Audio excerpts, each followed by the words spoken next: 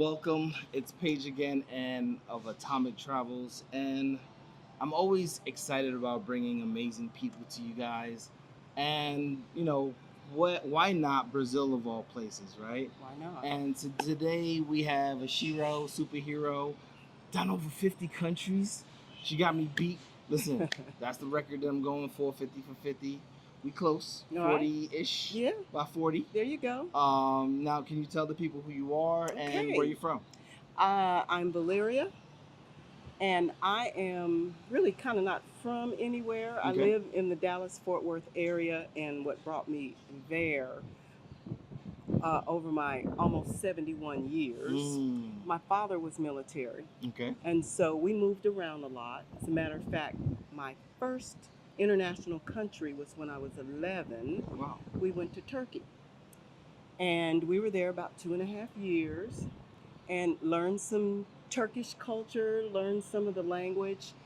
And I think at that point I was hooked on the idea of traveling and seeing the world. Okay. So after Turkey, we came to Texas. And I eventually spent my high school and college time there in Texas. And then I joined the Air Force. Following steps. Following in his footsteps and traveling the world.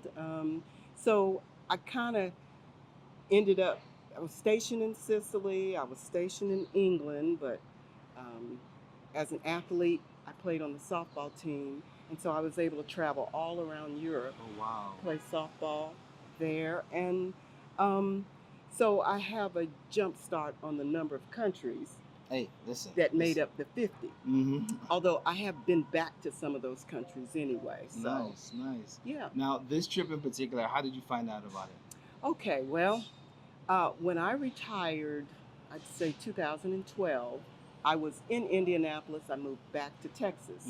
Wanted to be closer to where the rest of my family lived, and then my children eventually migrated from there, migrated to there. And so I'm sitting around. I really don't have a whole lot to do, don't know a lot of people. So I went on Meetup. I don't know if you remember that. Old timey stuff. And put in African American women, put in travel, and boom, this one group came up. Oh, wow. So it was called Girlfriends Abroad. And I ended up traveling with them, went to several places. And then with another group of ladies, I actually came to Brazil in 2014. Oh, nice. So this is kind of so a repeat trip. You're a pro at this. Yes. So throughout these other groups, another group was called uh, Girls in Motion. They traveled as well. So I've picked up a lot of countries that way. Well, one of my travel buddies, she had been scoping out CPT, change and pace.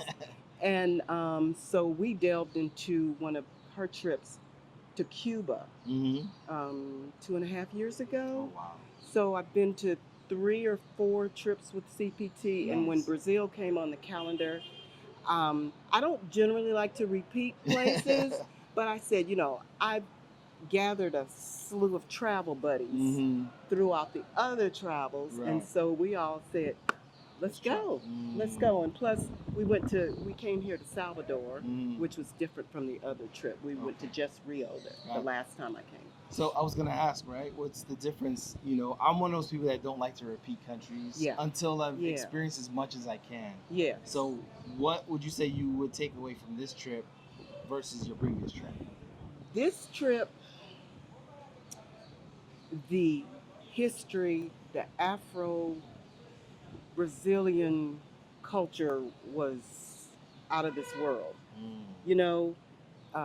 The enslavery, the journey of the African continent to here, and the fact that it's 80% Black in this city. I mean, that just kind of blew my mind. I told my 95-year-old mother that on the phone yesterday, and she was She says, elated. "Oh my gosh," she says, "remember the history because I want to hear all about it."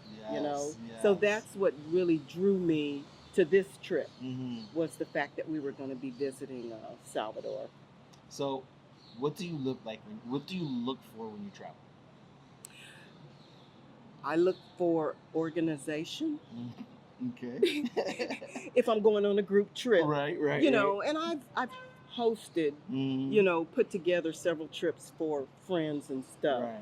But I like the ease of somebody else taking care of all those details Oh where I yes. don't have to think about Just show up. anything. Yes, just show up. And even though things don't go as planned, Hmm. um, that person in charge, they know how to, uh, you know, Right. navigate Navigate. and kick the goalposts, put the goalposts Closer closer. to Yes, accomplishments. yes. Now, for me, I look for the next place I could call home. So that's what I kind of meant by what do you look for when Ah, you travel? Because, ah. like, I think so my parents are from Haiti. The next Okay. thing close to Haiti, for me, I would say, um, is Ghana as a very close second, Yes. right? Okay. Because Okay. the welcome Oh home. yes. We also went during the year to return, which was Oh 400 years wow. later after the first Wow. ships left Yes. the coast, Cape Coast, and it was something that when you looked in the streets of Ghana, when you looked at the Ghanaian people, I remember what it looks like to be in the streets of Haiti. I remember what it feels like to be in that heat and that Yes. humidity and all of Yeah. that, right? Yeah. So, what do you look for when you travel? Well, I like trips that can take me back. Mm. Take me back to that African heritage. And like you know, Ghana, I've been to Colombia, even in the United States, Mm-hmm. Savannah, Mm-hmm. and places like that, Charleston, Mm-hmm. that, you know, it's giving me Goosebumps. chills Yeah, already just yeah. thinking about the history. And could I live there? I mean, I don't know that I would move um, because I have children and grandchildren, Right. and You got roots. I got roots there, but um, I think I could. I think I could move abroad if it weren't for that. Right, And right. it would be a place like this. Um, I could do Ghana. I mean, you know, it's endless. Oh, It's listen. endless. So, with that being said, right, having done 50 trips, cheat code, being in the military, Air Force specifically, because we don't want Right. mistaken branch, right? Because Mm-hmm. y'all are petty like that. With the 50 plus countries through military, through group trips, do you still have a bucket list?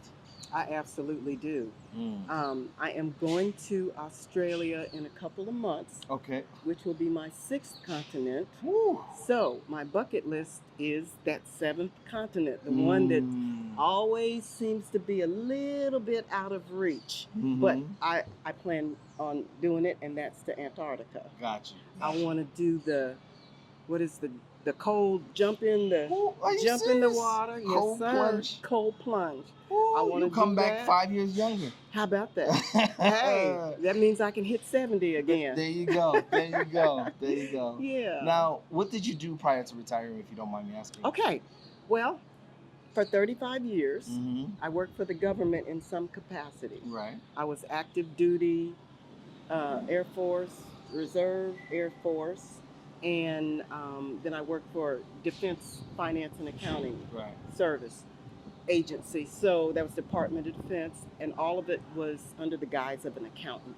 Got it. Yes, got I it. had a So he degree was a in numbers accounting. person. I was. Okay. I was. So I can kind of budget most of these trips, you know, with the money that comes in and the money that's going out. Got you. Got you. Now, how has travel or traveling, right, whether it be through group trips or through the military, and those are two different experiences, right? Yes. Change your perspective on life. Oh. It is opened up a plethora of views, viewpoints. Go to a different country, you see how they live, you appreciate how you might live where you are. Right. But the thing about it is, those people don't necessarily think they're having a bad time, a hard Right, time. right. That is what they know. Mm. And they don't know what they don't know. Right, right. So we shouldn't feel sorry for them Mm-hmm. because they're probably as happy as they can be. Right. You know, I just love to respect the culture, and enjoy it while I'm here, and respect the country itself, Right. and their beliefs and their culture, and don't say, well, they don't do that back home. You know, I'm Right. used to this back home. I'm not expecting it here. Right. So it has made me my lens has grown wider, Nice. so Nice. to speak. Nice. Yeah. Now, what do you say to people when they're like, "Oh, travel is not for me," or "I can't afford that"? Like, what are some things that you wish people knew about travel that somehow they've been conditioned that travel is not for them? Well, I have a good friend who told me one time, I explained to her a couple of trips that I had planned and some that I've just been on, and she says, I have no desire to do all that. I'm happy for you, but there's no way. I'm not getting on a boat. I'm not getting on a plane and flying 6-7 hours. And, you know, you have to respect that. Right. But I think I had an advantage because I experienced it early Right. in life and liked it. Mm. But what I would say to them, as far as, say, for instance, being able to afford it, Right. um, just put your money away a little bit at a time, you know, and if you do it once, you're gonna do it again because there's nothing It's like Lay's like potato traveling. chips. You I can't said you just can't have only one. have one. Exactly, cannot. Now, So if a person's interested in travel, so after hearing this, they're interested. They're like, "Wow, she's been to 50 countries." And once again, don't judge a book by its cover. yeah, These seasoned women had me jaw drop climbing 200 flights of steps yes, to yes, Christ the Redeemer, yes. climbing up 200 steps at I can't Celeron steps. Celeron steps, Yes, and yes. didn't look twice about doing it. Didn't look Seasoned twice women at doing it. Yes. So with that being said, what are some tips that you would give the next generation or somebody this your generation interested in traveling, but they feel like I've missed my time or I don't know where to start? Well, the old adage is it's never too late to start. Mm-hmm. You know, me, I have a following on She's a on socialite. Facebook. She's a socialite No, on no, Facebook. I don't do it on purpose. She It's said just following. I like it when it comes up the next year and the Mhm. following year, and it just brings back that rush Yes, of yes. memories. But you know, I like to tag Change of Pace Travel or whatever group Yes. I'm traveling Support with. those that support Yes, you. and people have reached out to me, Mhm. and let me tell you, there's quite a few people even on this trip Mhm. that I've been responsible for them Attending. tagging along. There you go. Yeah, There you go. So, you know, as far as other tips, just ask me, and I will, you know, tell you how to get in touch with Steve and Nasha and Change and Pace Travel, and you won't be disappointed. Okay. They'll take care of everything. You just make your payments and Show up. show up. Mm. Get on a plane and show up. That part. That part. So, what's your favorite part of this trip? I mean, we are coming to an end, closely to an end. You know, darn near today's last day. Yes. What's been your favorite part? We've been here since last Saturday. Well, some of us since last Saturday, and we leave tomorrow morning, Saturday. Okay. So, what's been your favorite part? I've got to say, the train up to see Christ the Redeemer, along with the Celeron steps. Now, I've done those before, both of them. I have pictures from 2014. But let me tell you, it was a completely different experience this Oh, time wow. around. And I attribute it to the company who I'm Nice. traveling with. Right, It, right, it makes a difference. Mhm. You know, this group has been amazing. I Yes. mean, I've connected with just about everyone. Well, first of all, I've known most of them already, Right. but the new people that I haven't met, you get their perspective, Yes. and we are so much more alike than we we are. give our credit, Yes. than we give yes. credit to. So that was the main difference. And again, I didn't go all the way up to the top on the Celeron Okay. steps The first time. 12 years ago. But you were ready this time around. Yes. Okay. Yes. Now, mind you, I had just had left knee replacement wow. surgery. 12 years ago? 12 years Okay. ago. Okay. Yeah. That's 3 months. understandable. 3 months That's before. understandable. But You- none of them did. Okay. And they were a lot younger than me. we went up about 2 landings, and that It was was like, it. all right, photo shoot, That's and that's it. That's it. You know, one of the things that I also like to touch on, well, I'm gonna talk on two things. First, what are your thoughts on the increase of men, especially on these trips? Because there is this connotation that black men don't travel, and when you do see it, it's probably something crazy from the past. Yes. But what are your thoughts on, you know, Steve is excited seeing more black men on the trips. What are your thoughts on that? I agree. We usually are just a group of women, Mhm. which is okay. You have a sisterhood going on, Mhm. but I like to see the addition of men Mhm. coming, black men coming on the trip Mm. with us, because it's kind of like they are our guardians, our our Centuries. protectors. Yeah. Yes. Yeah. Yes. Awesome. Yeah. Awesome. Now we started the conversation with this little girl that had to go to Turkey Mm-hmm. because their dad was on a military base. Yes. If that little girl were to look forward and see the person who you become, what would she say? You nailed it. Mm. Yep. Yep. I mean, I don't know if I had an idea of how it would be 60 years later or so, but I'm pleased. Mm. Yeah.